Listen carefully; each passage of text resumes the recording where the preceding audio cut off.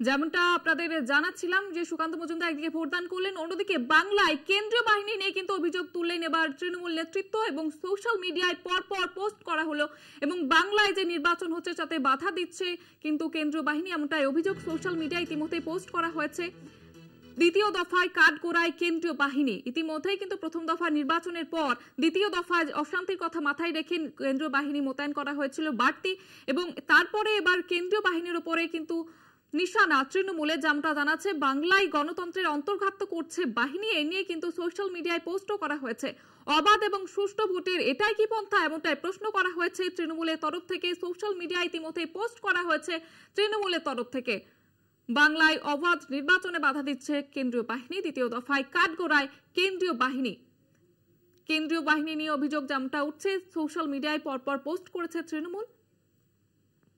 বাংলায় গণতন্ত্রে অন্তর্ঘাত করছে কেন্দ্রীয় বাহিনী, এবার কেন্দ্রীয় বাহিনীকে নিশানা তৃণমূলের। এ বিষয়ে আরো বিস্তারিত জানবার বিশেষ প্রতিনিধি দেবজ্যোতি ঘোষ রয়েছে আমাদের সঙ্গে টেলিফোন লাইনে। দেবজ্যোতি, কি অভিযোগ করছে কেন্দ্রীয় বাহিনীর বিরুদ্ধে? দেখো জয়িতা, সকাল থেকেই কিন্তু বিজেপির যে প্রার্থী রয়েছেন বালুরঘাটের সুকান্ত মজুমদারের বিরুদ্ধে অভিযোগ উঠছে যে তিনি কেন্দ্রীয় বাহিনীকে প্রভাবিত করছেন এবং কেন্দ্রীয় বাহিনী সেই মতোই সাধারণ ভোটারদের বুথ কেন্দ্রে প্রবেশ করতে দিচ্ছেন না। এছাড়াও কেন্দ্রীয় বাহিনীর অতি সক্রিয়তা দেখা যাচ্ছে, বিশেষ করে মহিলাদের ভোট কেন্দ্রে যেতে বিভিন্ন জায়গায় বাধা দেওয়া হচ্ছে এবং রুট মার্চের উদ্দেশ্যে তারা যেটা করছেন সেটা কিন্তু সাধারণ মানুষের মধ্যে আতঙ্কের পরিবেশ সৃষ্টি করছে বলে তৃণমূল কংগ্রেসের পক্ষ থেকে সোশ্যাল মিডিয়াতে যেমন সোচ্চার তারা হয়েছেন, তেমনি তৃণমূল কংগ্রেসের পক্ষ থেকে মুখপাত্র রিজু দত্ত সেই অভিযোগই করেছেন যে সুকান্ত মজুমদার কেন্দ্রীয় বাহিনীকে পরিকল্পিতভাবে ব্যবহার করছেন। ইলেকশন কমিশনের কাছে তারা উপযুক্ত অভিযোগ জানিয়েছেন। এখনো পর্যন্ত 17টি থেকে 20টি অভিযোগ তৃণমূল কংগ্রেসের পক্ষ থেকে করা হয়েছে।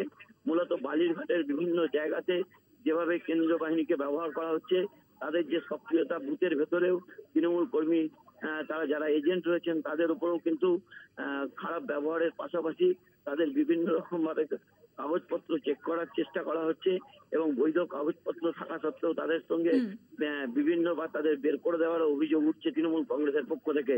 জয়িতা, ধন্যবাদ দেবজ্যোতি। বিশেষ প্রতিনিধি দেবজ্যোতি ঘোষ ছিলেন আমাদের সঙ্গে টেলিফোন লাইনে, যেমনটা অভিযোগ করছে কেন্দ্রীয় বাহিনীর বিরুদ্ধে বাংলায় ভোটদান চলছে এবং সেখানে অন্তর্ঘাতের সৃষ্টি করছে কেন্দ্রীয় বাহিনী। আর এ নিয়ে সুকান্ত মজুমদার তিনি পাল্টা কি বলেছেন শুনুন। তৃণমূল নেতা রিজু দত্ত এই নিয়ে কি বলেছেন শুনুন। আজকে ভোট, বিজেপির প্রার্থী সুকান্ত মজুমদার সকাল থেকে কেন্দ্রীয় বাহিনী মহিলাদের বাধা দিচ্ছে ভোট দিতে, বিভিন্ন জায়গায় ভোটারদের সাথে অসভ্যতামি করছে, ঝামেলা করছে, মারামারি করছে। আর বালুরঘাটের বিভিন্ন কেন্দ্রে সকাল থেকে ইভিএম মেশিন কাজ করছে না। এখনো অবধি তৃণমূল কংগ্রেস 60খানার বেশি অভিযোগ জমা করেছে নির্বাচন কমিশনের কাছে। সুকান্ত মজুমদার সেই ব্যক্তি যিনি বারংবার চিঠি লিখে কেন্দ্রীয় সরকারকে বলেছেন বাংলার টাকা বন্ধ করে দেওয়ার জন্য। তাই বালুরঘাটের মানুষ ঠিক করেছেন যে সুকান্ত মজুমদারকে এবার বিসর্জন দেবেন। ভয় পেয়েছে বিজেপি, ভয় পেয়েছে সুকান্ত মজুমদার, আর 4 জুন সুকান্ত মজুমদার প্রাক্তন এমপি হতে চলেছে। এখন কেন্দ্রীয় বাহিনী কিভাবে ভোট করাতে হয় জানে, কারণ ভারতবর্ষের অন্যান্য রাজ্যে কোথাও কেন্দ্রীয় বাহিনীর বিরুদ্ধে কোনো অভিযোগ আসে না। এখানেও যে অভিযোগটা আসছে আপনারা শুনলেন, একদিকে তৃণমূলের অভিযোগ কেন্দ্রীয় বাহিনী নিয়ে, তার পাল্টা প্রতিক্রিয়া দিলেন সুকান্ত মজুমদার। অবাধ এবং সুষ্ঠু ভোটের এটাই কি পন্থা, এমনটা প্রশ্ন তুলে কেন্দ্রীয় বাহিনীর বিরুদ্ধে কিন্তু নিশানা করা হয়েছে তৃণমূলের তরফ থেকে, তার পাল্টা দিলেন সুকান্ত মজুমদার।